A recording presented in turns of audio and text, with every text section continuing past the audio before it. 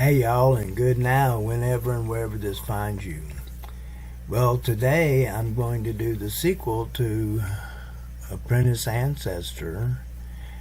As I look back, there were many aspects of life that I left out, and I want to add those in now in this video. I was born at an early age in Stuttgart, Germany. My father was in the military. By the age of 1, they had returned, my family returned to the States, and my first memories started in Augusta, Georgia. At age 4 is when we moved to Avon Park. When I was 6, my father had a house built outside of town, and at first we had no neighbors, and then our first neighbors, it just so happened, were the Richards, and they had 3 boys, and one of them was near my age. Billy, the middle child, became my best friend, and we played together for many years. In the summer, my mother would keep all of us as his mother worked. And this friendship continued throughout high school and into the time when I left. He was my best man at my wedding, by the way. I was well liked in high school. I was considered the class clown. I won notoriety in the yearly album, one year as wittiest and another year as most school spirit. But I excelled at football. I was the first junior captain in the history of the team, and in my sophomore year we went all to the state playoff, and we lost, but we were state runner-up. And in my junior year, my first year as captain, we went to a 6-5 season, I think it was. And then my senior year, as my full-on captain, we went to 3-7, and we were a loser, but we had many excuses. And then the next year, after I left, they went back to state championship again. So what can I say? But I did well, and I excelled, and I have pictures to share now. In the fall of my senior year in high school, I helped run the hippies out of town. They had come from the north to steal our women, and we had to protect our women. By the end of the summer, after my senior year, I was run out of town for being a hippie freak.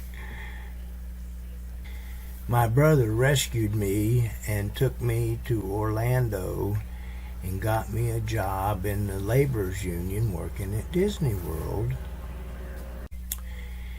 And then came the notice: you are to report for examination for your draft eligibility. And that year they did a lottery, and depending on how low your number was, determined whether or not you'd be drafted. Well, my number was 90. And that wasn't good enough to keep me out. So they were after me. And I spent, I don't know how many, it was 3 or 4 visits I went. And I just keep telling them that there were things wrong with me. And they'd keep telling me, we don't care, we still want you. One of my plans for avoiding the draft was they had a rule that you had to notify them of a change of address within 10 days. And so I thought what I would do is I would start traveling, and I would go and stay with people, and I would give an address, and I would hang out for 10 days. Then I'd send them the address, and I would move somewhere else. Well, this was a good idea, and it's a good plan, and it was working until that bad acid trip. And I was in Atlanta, and it was one of those things where I thought I was God, and I freaked out because I wasn't capable of being responsible for everything. Now, today, I know that I am God, and I'm not responsible for any more than me. But I am responsible for me and my well-being and my happiness and how I treat other people. And it finally came down to the day when I was supposed to have a toothbrush and clean underwear, but I just got back from a 3-day rock festival, and they determined that I wasn't fit for service that day, and they sent me home for a month to come back in a month. And while I was gone, the draft law ran out, and thank God Congress takes forever to do anything, and by the time they had reestablished the draft law, the war had lost momentum, and they were bringing people home instead of sending them over there. All I had to do was 3 months of eligibility into the next year, and of course they never got up to my number then. I was free. My friend Ronnie had bought an old milk truck, and we were going to turn it into a camper, and we were going to go to Montana.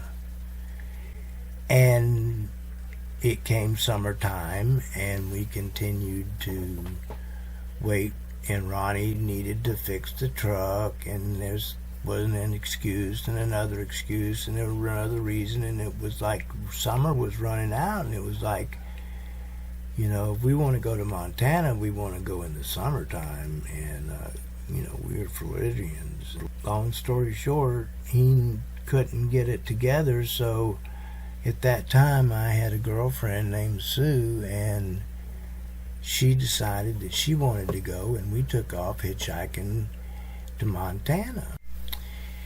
It was on this trip that I had one of my first great epiphanies, that I was standing on the freeway, or I was in Indianapolis, Indiana, and it was heavy traffic, and it didn't look good, and I was 1,000 miles from where I was, and I was 1,000 miles from where I was going. And I realized that I had a choice. Standing there on the side of the freeway, I could either trust it or fear it. And I chose to trust it. And sure enough, shortly thereafter, some people pulled over, picked us up, took us all the way to St. Louis, Missouri, and put us up for the night, fed us, sent us out the next morning with a $20 bill. It was a grand adventure, but we never made it to Montana. When we got to Wyoming, Sue had decided that she really wanted to go to L.A. And I said, well, I still want to go to Montana. And so we made an agreement that she would stand on the side of the road going to L.A. and I'd stand on the side of the road going to Montana. And the first one to catch a ride, that's where we would go. Well, duh. You know, the chick's gonna catch the ride first. So we caught this great ride. I mean, this guy, he was going from Minnesota to L.A. and he just moved to Minnesota recently, and he had left his truck and some of his goods with his girlfriend in LA, and he was on his way back to get his truck and his stuff. It was a great ride, and when we got to Las Vegas, he took time and drove us around so we could see it all and get the realization that the streets actually, there was so much air conditioning that when you drove down the streets you could feel it. And then we went on towards LA, and of course I was sitting in the back and my girlfriend was sitting in the front, and she was talking to him, and he started talking about part of why he was going back was that his girlfriend, after he left, had moved in with his best friend. He somewhat had an agenda. Boy, I started kind of like playing asleep really hard. And anyway, we got to LA. It was 2 o'clock in the morning, and he went to where he thought these people were. And we went to a house, and nobody was home. So we started to leave, and we passed a car, and he said, "Oh, that's them." And he turned around, and he followed them, and he pulled in behind them. And he parked, and they were sitting in the car ahead of him. And he reached over the back seat and got a briefcase, and it had a gun in it. And he took that gun, and he was going to... My girlfriend told me later that he had the gun and he had it pointed, and in the end he freaked out and put the gun away, and he went out and talked to the people, and it turned out they were the next door neighbors. So he took us to his biker friends, and we stayed there for the night. And we go in, and it's the middle of it's by this time it's 3-4 o'clock in the morning, and these dudes, they get up and they move their motorcycle parts off of the couches and whatnot, enough to make us a place where we could sleep. And they were the nicest people. And so the next day, I decided I'd had enough of this adventure, and I was headed back home. And so just getting out of LA was a total... I mean, we caught this ride, and we rode, and we rode, and we rode, and we rode, and I couldn't make heads or tails of where we were going. But finally he says, "Well, I'm not sure where we are." So he stopped and let us out. We were where he picked us up. But anyway, we did eventually get out of LA, and then to get across the desert, well, in life we caught a ride to Phoenix. And in Phoenix, we were hitchhiking, and we got picked up by these girls, and they took us home. And we partied and partied and partied and partied. And then the next day, they took us back to the freeway. We caught a ride from Tempe all the way to Moreau, Louisiana with this dude. He was, he grew up in Moreau, Louisiana, but he moved to Seattle. And he was driving home to see his family. And he was a school dude, and so, we let the girl drive, and me and him got an ice chest between us in the back seat, and we had Ripple wine. And we got hammered. And, I was passed out, and we were somewhere in Texas, and they woke us up, and it was like, "Are you an American citizen?" And I said, "I don't know." Well, that wasn't the correct answer. They had me out of that car and checking me out, and I finally explained to them that my father was in the service, and I was born in Germany. Eventually they let us go. Anyway, I did make it back to Florida. I had some great pecan pie in Biloxi, Mississippi, I'll tell you that. Pecan pie and ice cold milk. I mean, it was good. So I got back to Florida, and we came to a place. We were riding with this trucker, and he was going back towards Orlando, and I wanted to go to Avon Park. I wanted to go home. And so he let me out, and I must have walked, I don't know, I walked all night, and I don't think I caught a ride until, I don't know, but I did get back to my home in Avon Park. When I arrived home, I was quickly reminded that I had been disowned and that I could not stay there. But it was arranged that I would go stay with Robert Poganani. And he was a character. And it was on the outskirts of Sebring, Florida. And it was I was going to ride my bicycle to the junior college. I first learned to draw with Robert Poganani. He showed me how to do ink with watercolor, and I did some acrylic, and had many adventures, and I rode my bicycle to school, and everything was going well. And then one day I thought I was back in Atlanta, and the next thing I know, I got my first trip to the psychologist, and I was diagnosed with an identity complex and a fear of failure.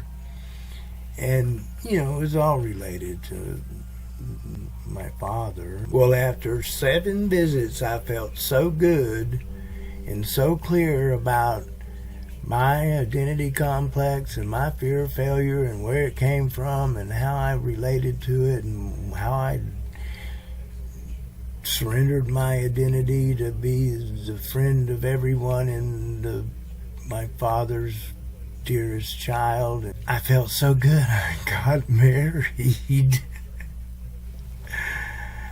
My girlfriend from Orlando, who I had broken up with, she started coming down around there seeing Robert Poganani's friends.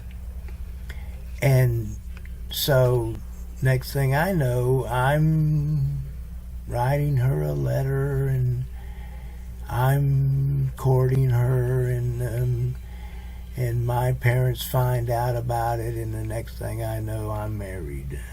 And it's interesting that the day before I got married, the girl that I really probably would have done well to have married, she called me, and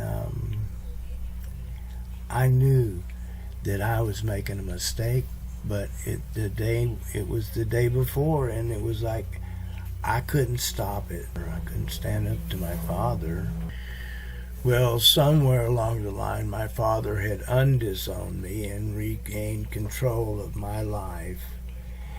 And he got a mobile home trailer and put it on a lot near a lake, and planned the next 5 years of my life.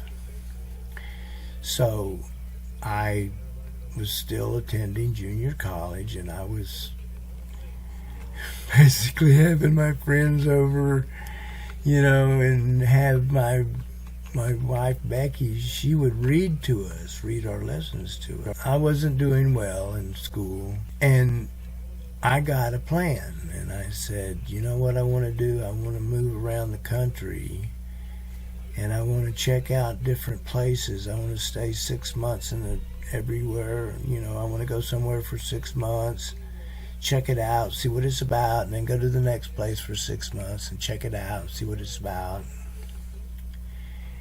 And when I find out where I want to live, then I'll figure out what I want to do, because the big question was, what are you going to do? What are you going to do? What are you going to do? And I had no idea what I was going to do.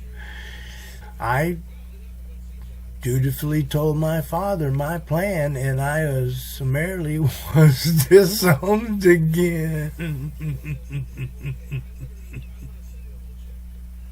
So I moved to Tennessee, to Knoxville, Tennessee, and that's where I got in the carpentry program and stayed there for 5 years, and nothing very spectacular other than I was just, I was married. We would go to the mountains. We lived like 40 miles from Smoky Mountain National Park.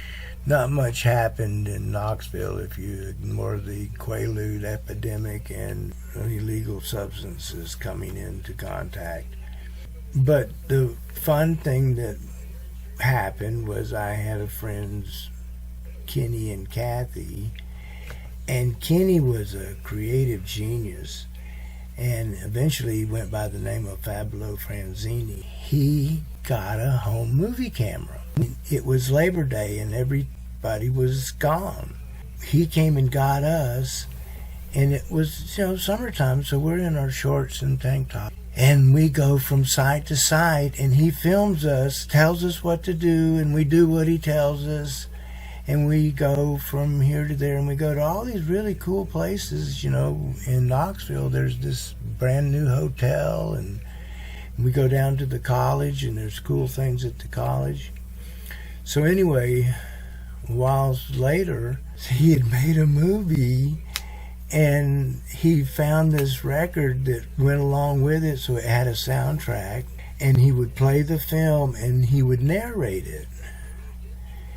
And it was way cool. So then the idea, he came up with this next idea, was he was going to have a grand premiere of the movie. That's when he went and gave everybody invitations. So I decide on the night of the party, the grand premiere, I'm going to go tripping. And I get there, and it turns out that a lot of their friends are gay. And it's like, wow, I'm not used to this. That he's going to film a whodunit while we watch this movie that he's created. And the victim is going to be Becky, my wife. And I'm thinking, oh my God, they're going to kill my wife and turn me gay. And I freaked out. And I left, and I gave up my friendship over that. I mean, I was indoctrinated big time. But 11 years in Santa Fe fixed that. So I told Becky if she would hang out until I finished my apprenticeship, that we would go anywhere she wanted as long as it stayed in the South, in the Sun Belt, where there'd be plenty of carpenter jobs. So one night she told me that she wanted to go to New Mexico. So after I got convinced that it was in the United States, we got some maps and we started studying, and we sold everything and got homes for the cats and put everything we could in Sunshine the Wonder truck and a little small U-Haul trailer, and off we went to an adventure in New Mexico. At this point, a lot of the story has been retold in a book called Imagine the Rock and Roll Party in Coalition with the Worldwide Fair Play for Frogs Committee. I've talked about that. Moving to New Mexico, our plan was we were going to store stuff in Albuquerque, where it looked like the center of the state, and it was cheaper if we took the trailer to Colorado than if we dropped it off in New Mexico. It cost more. So we took the trailer to Colorado, and we came back down, and we went through Taos, and it snowed, and we had all our long johns packed, and we had to stop along the way and buy Long Johns, and it was like, so we got to Santa Fe, and so Becky, she, started her period, and so we got a motel room and decided that we would look around in that area. We got information of a little house out in the valley, out past a town called Pewaukee. The instructions were, drive to Pewaukee, go to the Speedway, which is the equivalent of a 7-Eleven, and make a phone call and let them know that you're here.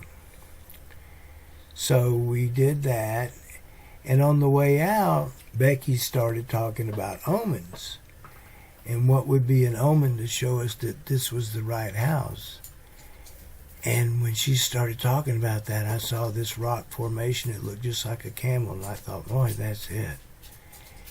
And yet, this is a tourist attraction called Camel Rock. But anyway, she said that she thought that the omen would be a purple pickup truck. And so, okay. So we get there, and we call him, no answer. We wait for a while, call him, no answer. And we wait for a while, and then I start saying, do we wait longer, or do we just go back and give up? We were disputing that. So I finally said, you know what? I think I want to go back. And then Becky said, look over there. And over across the field, there was a fire station, and there was a truck there. And I said, wait a minute, that's maroon. That's not purple. I said, I'm going back. And I started to back up. And I looked around, and I slammed on the brakes. I was inches from the purplest pickup truck I believe I've ever seen. So I pulled back in, and I made another call, and the next thing I know, within 3 days, we were all moved into a nice little freshly remodeled house. It's an adobe, one-bedroom adobe house. These people's father lived there, and he had passed, and they built a house inside this adobe house. I mean, it's like living in a new apartment or something. But anyway, that was ours. Getting to El Rancho in the valley outside is beyond Pewaukee. The first 2 years, it was like being on vacation. It was the land of enchantment, and it really was. And it was like in the mornings when I would be going to work, I would see these big black birds, like ravens or crows, but they were so big I thought they might be Indians that had shape changers that had taken flight, or they were some omen of what was going to happen that day. So it was like, it was every day was that way. It was like magic everywhere. And, I cut things to make them longer, and I finally, I told you that I got a job on Upper Canyon Road, and then that turned into a holistic healing center that we've talked about. And in that period of time, there was the rock and roll party, and the only thing that I didn't really feel like I covered sufficiently was Peace Camp. It was daily hug patrols and sending good vibes all over the earth. And we wrote that to Bill Richardson, and we got a letter back from him saying that he thanked us for that, and I'll share that with you too. It was the reason it was so cool. It was like Albuquerque's where they stored the nuclear weapons, and Los Alamos was where they developed the nuclear weapon, and we were right in the middle. And then when the owner had bought some property in town to make it was to be an entertainment complex. And so in the process, the the land that we purchased was the old concrete plant, and they had the original carrier, the jack that carried the bomb, and that was going to be the gateway to Peace Camp, the structure that held up the atomic bomb. Well, that was in the summer, and after Christmas vacation, the owner came to me and told me that we were going to become a clean operation, and there would be no more drugs and no more alcohol. So I packed my shit and left. So then my son was born March 19th, 1984, and that was a significant year to all of us because we'd been reading a book called 1984. I continued my drug therapy for another 2 years until the day I told you about, where I decided to quit and I got my own private treatment plan, and so things went very well. And after about 2 years, I looked around and I said, what am I doing here? And I went to California. And the thing I want to tell you that, well, I told you about, I got the job at the company making recycling wood into prefabricated parts of houses. But in 2001, February 2001, I was initiated at a place called Sunrise Ranch on Palomar Mountain. And for years, a few years, I would drive up there on the weekends and work on it, and I have some pictures to show for that. And so here's the face frame, and then here's the twisted shed, and I may show you a couple pictures. The part I want to talk about in this video is my friend Kelly, who I met through the Mankind Project, was the theater director at the Miracosta College. And so it's I began to go over there because it's like building scenery is really light duty. I mean, everything's like 1/8 or 1/4 inch plywood. There's anything thicker than that, but sometimes they would want to build something structural, and I would do drawings for them. And eventually I got to the place where they would even throw me a bone. These first pictures are from A Princess and a Pea, and what's interesting is the crown is on a round turret, and they curve around and out and up, and it's hard to explain, but they're moving in 3 different planes at once. Persian look there is just to give you something to look at while the actors act. This is a video of Kelly making a rolling stage, and the name of the video is Stage Rolling into Laramie Project. That's a little too far.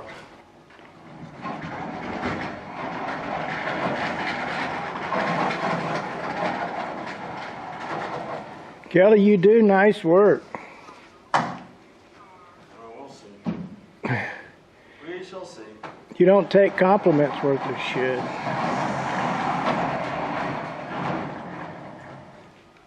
Okay, I gotta make a pusher.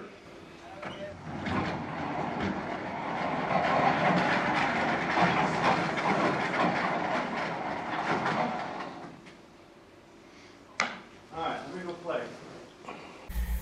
I thought I had more video and pictures than I actually do. This next one, I'm going to have to turn the sound off because it's just really loud. It's just winches lifting and men yelling commands back and forth. And it's hard to see. But the thing is, you can make out enough to see that I got to design and build this giant oval. It's like, 2 feet wide and 3 feet tall, and it's an oval. It's just giant. And how these men lifted it, I think one had a blocking tackle on one side and a winch on the other side, and the blocking tackle worked great, but the winch kept giving up and it kept slipping back. And anyway, I hope this isn't just a nuisance. I hope you enjoy it. Well, I made this video pretty much to focus on the scenery that was built at the College Theater. So, having not found that, I did find a picture of me protesting the Iraq War with my hat, and I'll show you some pictures of my hat. If you haven't guessed it by now, pontificating with my friend Brian is one of my favorite things to do.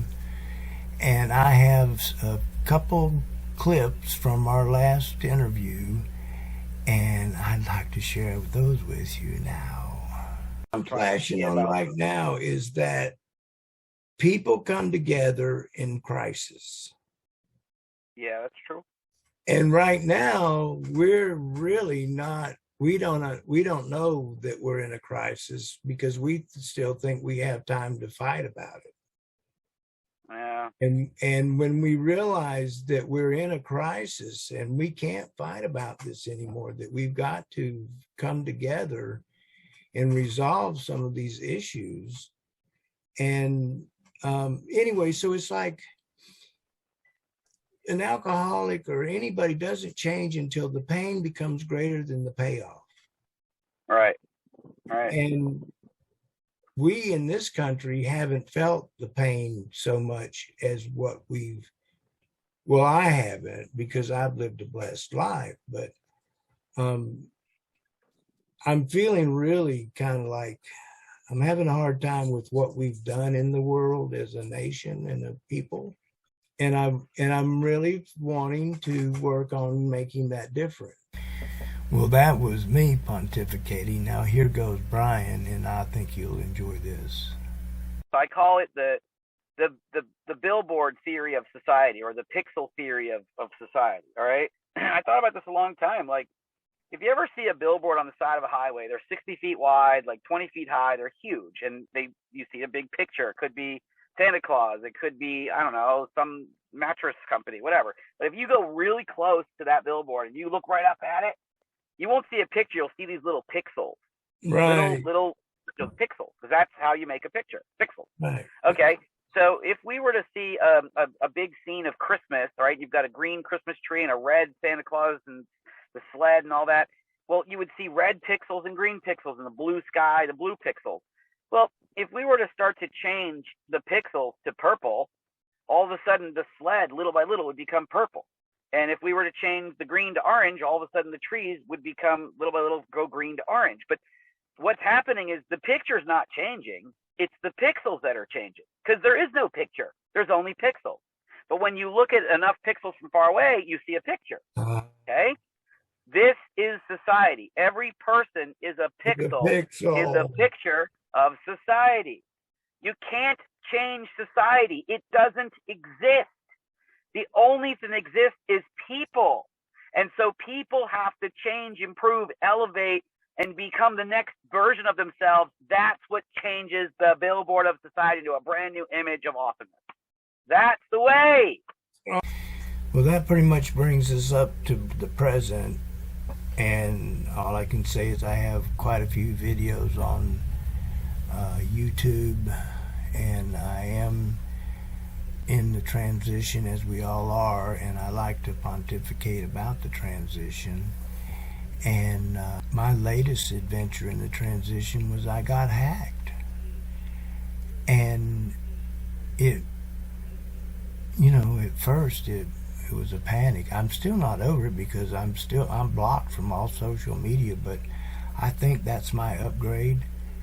is to get off of social media. I got off of the news, so I don't do the news, and I don't do social media, and what I only see left-wing podcasts. But that's what I want, and because the world's going to be the way it is regardless of what I do, and I do believe that imagining and staying positive adds to a more positive outcome for all of us, and I think that that's a responsibility we all have. Oh, I know something I haven't talked about. I have a website I'd like to show to you. I think the best way to show my website is here on Zoom. All right, there you go. So here we are with the People's Transition Party, and this is the front page, and that's just a picture. And so from the home page we see welcome to the People's Transition Party, and we are a safe harbor in the political storm, a place for social connection where people can learn, create, and share the idea of truly changing the world by changing ourselves. Rather than rules and morals, we offer personal ethics and principles that support the political and social shift to the new paradigm. Transformation, moving from one way of being to another, means facing cultural stories, ingrained beliefs, and personal wounds of the past. The hurt and pain of the past can be healed. That healing comes from the heart, from emotional, authentic experiences, and releasing judgments and forgiving. About the People's Transition Party, this is very much like the Rock and Roll Party. The manifesto is still John Lennon's song, Imagine. Imagine there's no heaven, living for today. Imagine there's no countries, living life in peace. Imagine no possessions, sharing all the world. You know, you may say, I'm a dreamer. Hope someday you'll join us and the world will live as one.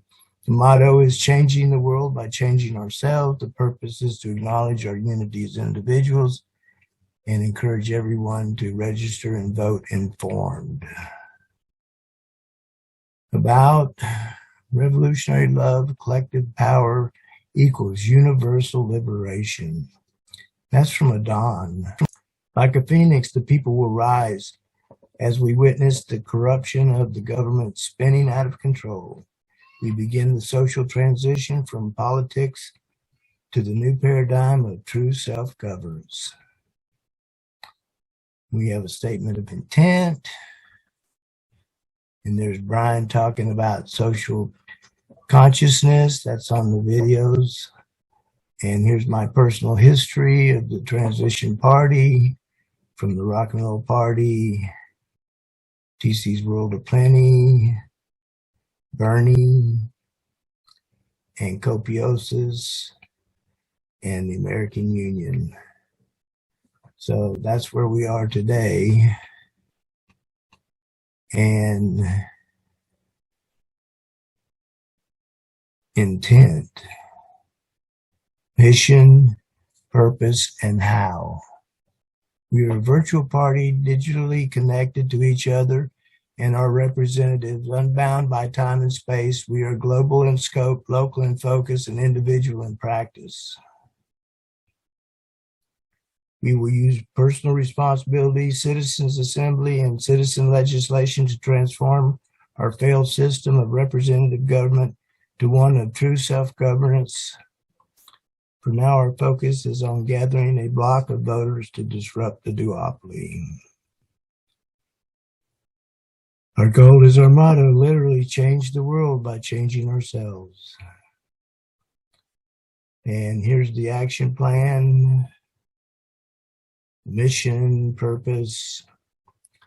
You can go there and read all this stuff. This is a video.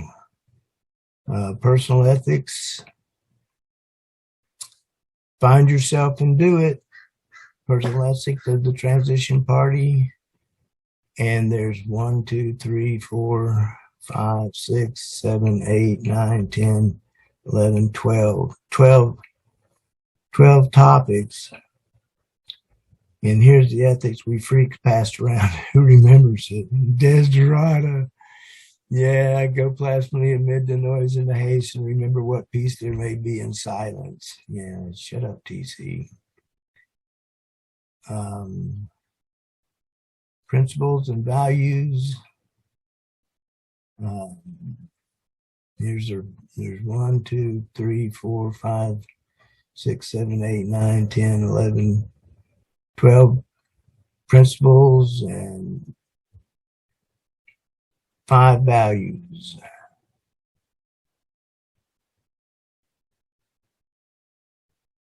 Then there's the founding documents. Nonviolent communication, that's a good one. The place to start our study of how to come together as individuals is with nonviolent communication. And then anyway, so just to wrap it up, mindfulness, add your voice, issues, priorities, reality check, I need that. And then here's some videos. It's happening. The Happy Company, that's a good one. About the New Age and the blog and the contact.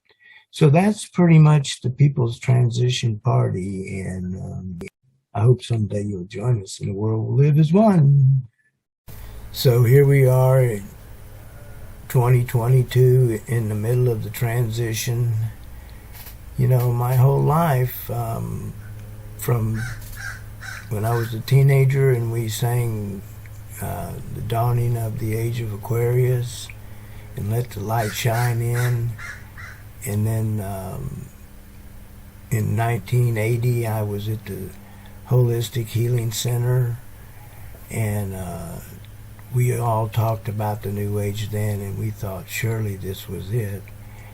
And then in 2012 I had the ceremonial fire to announce the beginning of the New Age.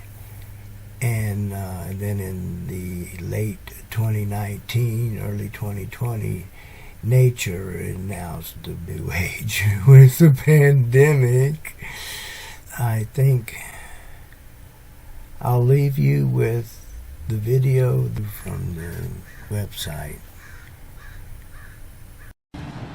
Vaheguru Ji Ka Khalsa, Vaheguru Ji Ki Fateh. On Christmas Eve, 103 years ago, my grandfather waited in a dark and dank cell.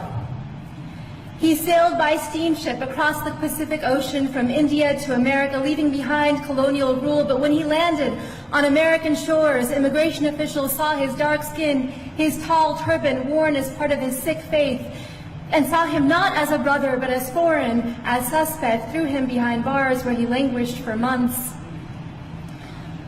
Until a single man, a white man, a lawyer named Henry Marshall, filed a writ of habeas corpus that released him Christmas Eve, 1913.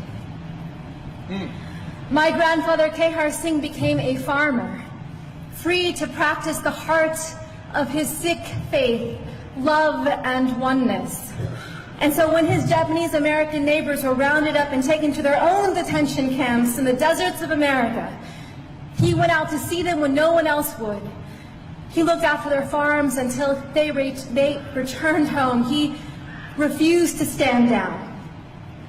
That's right. In the aftermath of September 11, when hate violence exploded in these United States and a man that I called uncle was murdered,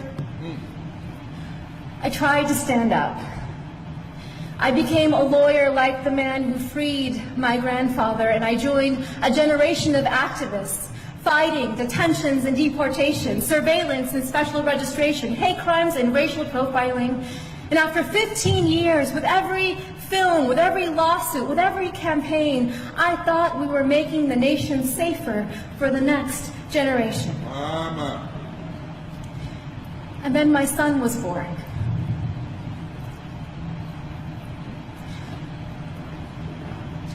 On Christmas Eve, I watched him ceremoniously put the milk and cookies by the fire.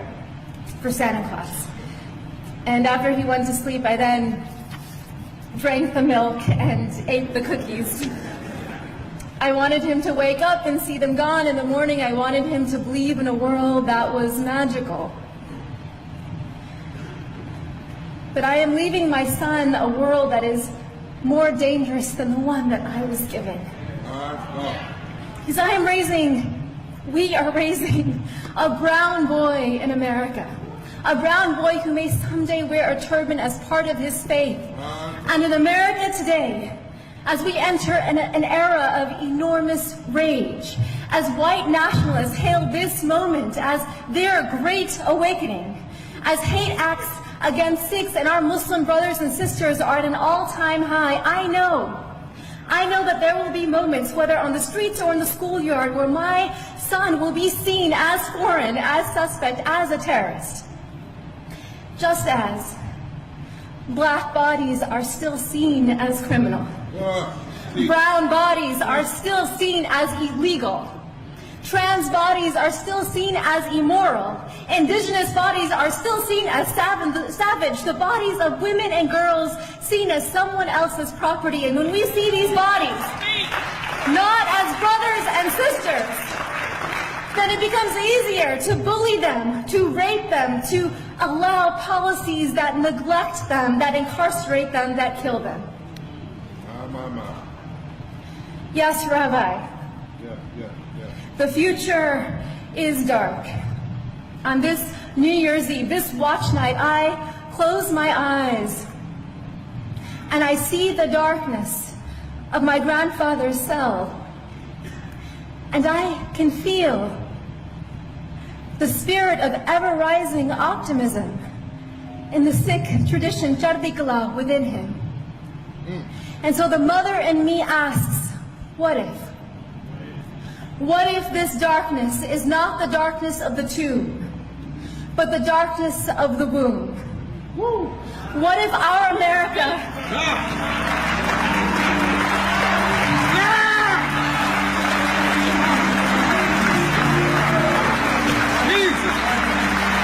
What if our America is not dead, but a country that is waiting to be born?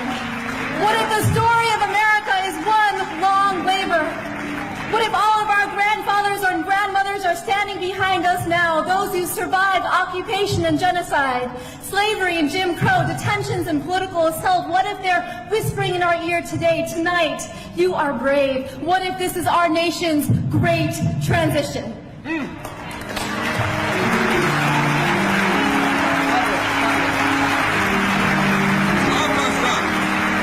What does the midwife tell us to do? Breathe. And then, because if we don't push, we will die. If we don't push, our nation will die. Tonight, we will breathe. Tomorrow, we will labor in love, through love, and your revolutionary love is the magic we will show our children. Bye, Guruji Ka Khalsa. Bye, Guruji Ki Fateh.